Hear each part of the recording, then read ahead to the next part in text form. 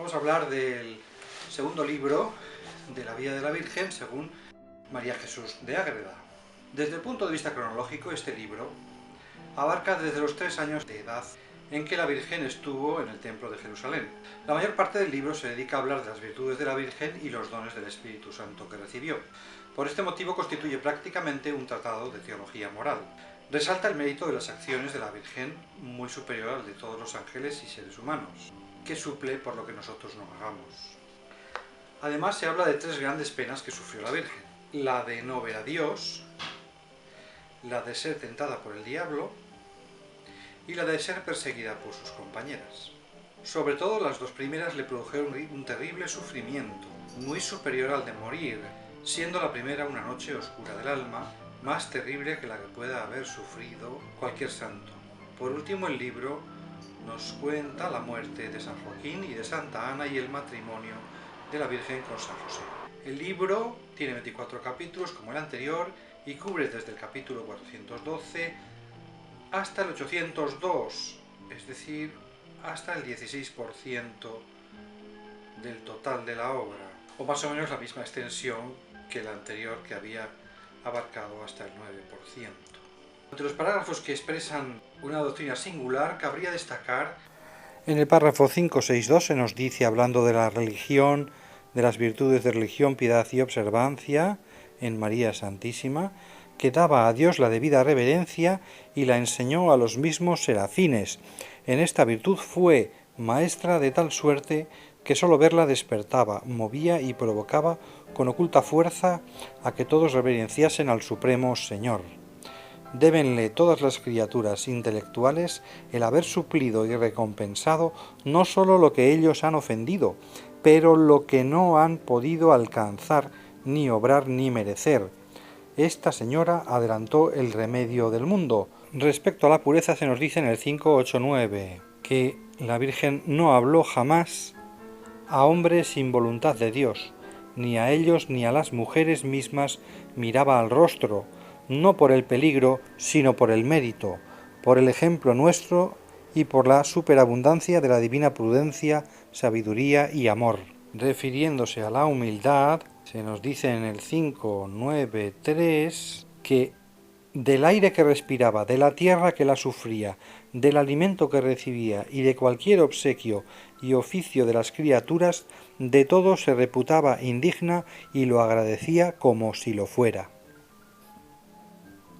Sobre la conveniencia de la visión beatífica para la Virgen se nos dice en el 625 que convenía porque conociese con experiencia y fruición el tesoro de la divinidad infinita, a quien había de vestir de carne mortal y traer en sus virginales entrañas, y después tratase a su Hijo Santísimo como a Dios verdadero, de cuya vista había gozado.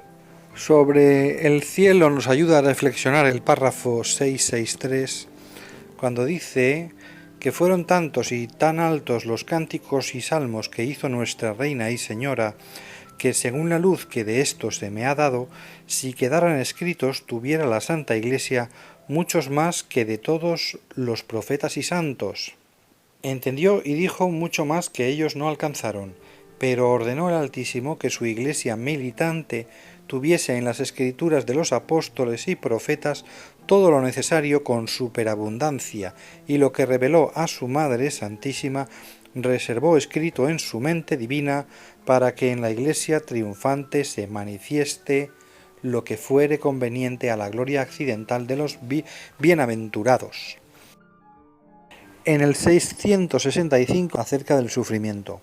No ignorás, hija mía, el tesoro oculto que encierran los trabajos y penalidades que la ciega ignorancia de los mortales aborrece, y que mi unigénito, cuando se vista de la naturaleza humana, enseñará el camino de la cruz con ejemplo y con doctrina, dejándola por herencia a sus escogidos, como él mismo la elegirá para sí y establecerá la ley de gracia, fundando su firmeza y excelencia en la humildad y paciencia. Esto es lo que Dios le dice en una visión a la Virgen en relación al sufrimiento.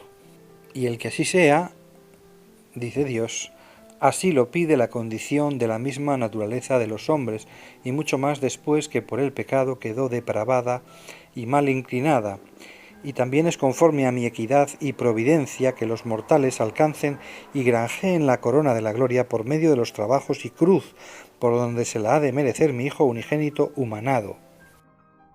No será justo que mi gracia esté ociosa en tu corazón, ni tu amor carezca de su fruto, ni te falte la herencia de mis escogidos, y así quiero que te dispongas a padecer tribulaciones y penalidades por mi amor, dice Dios, refiriéndose a la propia Virgen. Sobre la alegría leemos en el párrafo 675, cuando le dice la Virgen a la religiosa: no cumplas con tristeza lo que prometes con alegría. En el 680 tenemos una oración de la propia Virgen en la cual dice: conozca yo, Señor y Pastor mío, la culpa de mi grosero descuido. No supe ser agradecida y obrar lo más acepto a vuestros ojos. Un poco más adelante, en el 682, hace la siguiente reflexión sobre lo que las criaturas manifiestan de Dios. Todo junto es una continuada escala y una dulce armonía para llegar a la noticia de mi amado, pero son largos rodeos para quien ama, y cuando por todos camine con presteza, al fin me quedo y hallo ausente de mi bien. Y con la cierta relación que me dais las criaturas de su hermosura sin medida, no se quieta mi vuelo, no se templa el dolor, no se modera mi pena, crece mi congoja, auméntase el deseo, inflámase el corazón, y en el no saciado amor la vida terrena desfallece. Oh vosotras todas las criaturas que con vuestra repetida conservación y perfecciones me dais tantas señas de mi dueño, atended si hay dolor semejante al mío. Está hablando de esa época en la que perdió la presencia de Dios. Temporada que, según el párrafo 685, sirvió para aumentar los méritos de la Virgen. Así dice, refiriéndose a Dios, alargó este plazo de suerte que se continuó algún tiempo, aunque no fue muy largo, pero en él padeció la Divina Señora más tormentos espirituales y trabajos que todos los santos juntos, porque llegando a sospechar y recelarse si había perdido a Dios y caído en su desgracia por culpa suya. En el 686, sobre el dolor, dice: así entenderás algo de los afectos que yo sentí cuando se me ausentaba el bien eterno, dejándome temerosa si acaso por culpas le perdía. Y es sin duda que muchas veces el dolor de estos recelos y la fuerza del amor me privaran de la vida si el mismo Señor no la conservara. ¿Cuál debe ser el dolor de perder a Dios verdaderamente por pecados, si en una alma que no siente los malos efectos de la culpa puede causar tanto dolor la ausencia del verdadero bien, siendo así que no le pierde, antes le posee, aunque disimulado y oculto a su propio dictamen? Dice en el párrafo 687 la propia Virgen. Sobre el odio que el diablo tenía a la Virgen aún sin saber que iba a ser madre de Dios, dice lo siguiente: no puedo tolerar su modo de proceder con tanta prudencia y discreción, su sabiduría me abrasa, su modestia me irrita, su paciencia me indigna y su humildad me destruye y oprime, y toda ella me provoca a insufrible furor y la aborrezco más que a todos los hijos de Adán. Yo deseo más la destrucción de esta alma sola que de todo el mundo. Sobre la humilde respuesta que dio la Virgen a sus compañeras cuando le perseguían y acusaban, dice en el párrafo 702: razón tenéis, por cierto, que yo soy la menor y más imperfecta de todas, pero vosotras, mis hermanas, como más advertidas, habéis de perdonar mis faltas y enseñar mi ignorancia. Mandadme, pues, y decidme lo que de mí queréis. Sobre el rechazo de la venganza dice en el 710: odioso y aborrecible será el vengativo en los ojos de mi Hijo Santísimo, que se hizo hombre, murió y padeció solo por perdonar, y para que el linaje humano alcanzase perdón de las injurias cometidas contra el mismo Señor. Sobre el perdón dice en el 711: padecer las injurias con igualdad de corazón y perdonarlas enteramente por el Señor será más grato a sus ojos que si por tu voluntad hicieres rígidas penitencias y derramares tu propia sangre. Sobre la muerte leemos que la Virgen le dijo a su propia madre en el 720: necesario es que por la puerta de la muerte pasemos a la eterna vida que esperamos. Amargo es y penoso el tránsito, pero fructuoso, porque se admite por el divino beneplácito y es principio de la seguridad y sosiego, y satisface asimismo por las negligencias y defectos de no haber empleado tan ajustadamente la vida como debe la criatura. Sobre el matrimonio, leemos en el 742 que a los 13 años y medio de edad, el Altísimo le manifestó ordenándole que recibiese esposo para su guarda y compañía. En el 743 leemos que mayor fue esta prueba que la de Abraham, pues no amaba él tanto a Isaac cuanto María Santísima amaba la inviolable castidad. Recordemos que había hecho voto de castidad y un desposorio espiritual con Dios al entrar en el templo. En el 744 leemos que suspendió la prudentísima Virgen su juicio y sólo le tuvo en esperar y creer, mejor que Abraham en la esperanza contra la esperanza. Aunque sintió alguna tristeza, no le impidió la más heroica obediencia que hasta entonces había tenido. Y aquí mismo leemos la respuesta de Dios, que le dice: María, no se turbe tu corazón, que tu rendimiento me es agradable, y mi brazo poderoso no está sujeto a leyes. Por mi cuenta correrá lo que a ti más conviene. En el capítulo 745 vemos cómo Dios ordena al sacerdote Simeón que case a María y lo explica porque, según la costumbre de no salir del templo las primogénitas sin tomar estado, era conveniente hacerlo. El propio Simeón, en el párrafo siguiente, 746, explica a los sacerdotes que hay razones de justicia, al decir: añadió también que María de Nazaret no deseaba tomar estado de matrimonio, pero que no era justo saliese del templo sin él, porque era huérfana y primogénita. En el 748 hay una reflexión sobre el matrimonio para el que la Virgen se considera inhábil y del que Simeón dice que es camino de santidad. Dice la Virgen: jamás tuve intento ni me incliné al estado del matrimonio, juzgándome por inhábil para los cuidados que trae consigo. A lo que replica el sacerdote: advertid que ninguna de las doncellas de Israel se abstiene ahora del matrimonio, mientras aguardamos conforme a las divinas profecías la venida del Mesías. En el estado del matrimonio podéis servir a Dios con muchas veras y perfección. En el 749 vemos la siguiente promesa, cuando Dios le dice a María: esposa y paloma mía, dilata tu afligido corazón y no se turbe ni contriste. Yo estoy atento a tus deseos y ruegos y lo gobierno todo. Yo te daré esposo de mi mano, que no impida tus santos deseos, pero que con mi gracia te ayude en ellos.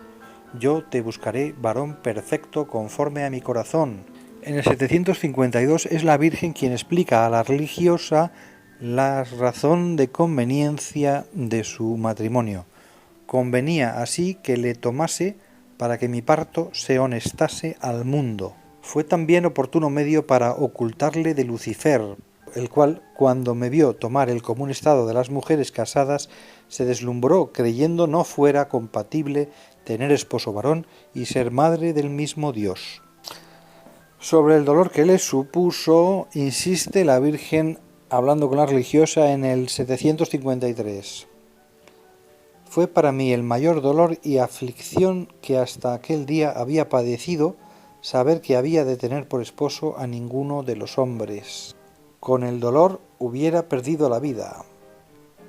Sobre San José se nos dice en el 755 que era entonces de edad de 33 años, de persona bien dispuesta y agradable rostro, pero de incomparable modestia y gravedad, y sobre todo era castísimo de obras y pensamientos. Desde los 12 años de edad tenía hecho voto de castidad.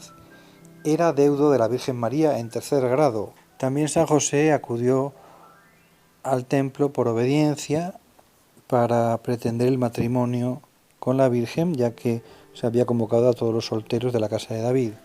El cómo sucedió se nos dice en el 757, ya que estando todos congregados en esta oración, se vio florecer la vara sola que tenía José, y al mismo tiempo bajar de arriba una paloma candidísima, llena de admirable resplandor, que se puso sobre la cabeza del mismo santo.